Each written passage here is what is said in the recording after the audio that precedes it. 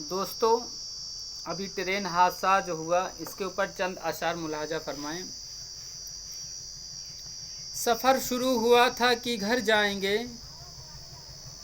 सफ़र शुरू हुआ था कि घर जाएंगे, ये किसने सोचा था कि मर जाएंगे, ये किसने सोचा था कि मर जाएंगे। दूसरा शेर देखिएगा कि मौत भी हमें सफ़र पे ले जाती है, मौत भी हमें सफ़र पर ले जाती है, जहाँ मरना होगा वहीं पे ले आती है। एक और शेर मुलाहजा फरमाएं।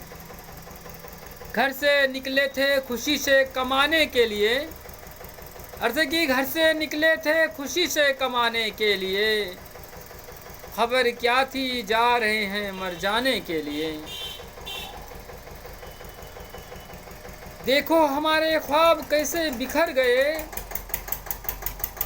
देखो हमारे ख्वाब कैसे बिखर गए, हाथ में टिकट था मगर हम घर नहीं गए, मगर हम घर नहीं गए।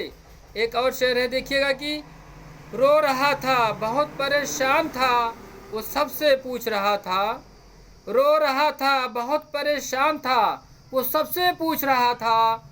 एक बाप लाशों के ढेर में अपना बेटा ढूंढ रहा था, एक बाप लाशों के ढेर में अपना बेटा ढूंढ रहा था।